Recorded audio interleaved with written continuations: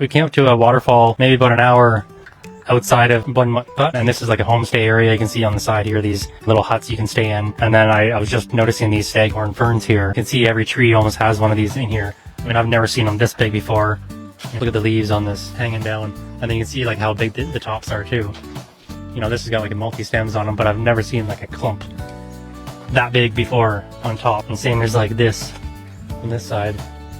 If you want to come up and get a better view, like look inside, like how big this like clump is here. You know, that's probably a few different generations in one. And again, we don't have these longer leaf varieties. At least you don't see them that often in Vancouver. We get the wider leaf. Look how long these things dangle down. Such a beautiful, beautiful fern when you see them, you know, naturally growing outside where they can grow 12 months a year and just enjoy the weather. But yeah, I thought we'd show you just a quick video here on some of the different tropical plants that we're spotting as we take a walk through. And yeah, lots of bamboo species and then a couple other ones with the wider leaves. And then we're going to make our way down to the zoo and see a few of the animals here as well. And then at this tree over here, I believe this is a type of a Norfolk Island pine. And see how they grow here. They're a true tree naturally. Beautiful shape to them when they're fully growing. And then on the right side here, that's again some of the long houses. They use them for multi-generations of families, community halls, you know, keeping people safe from the storms, rain, all sorts of things. And you can see how long they are. And again, they're up on stilts, and the stilts are in case there's any floods, so that way your house doesn't flood. And then they have the grass roof. And then we're gonna make our way over here to the animals, because Jonas wants to see, our son wants to see some animals. And then again, you know, look at the size of these pothos. These things are huge. I didn't think they would grow leaves that big. And then the Diefenbachia is same thing. I mean, look at these Diefenbachias, like they grow like trees, little trees here too. Nice coloration on the bottom.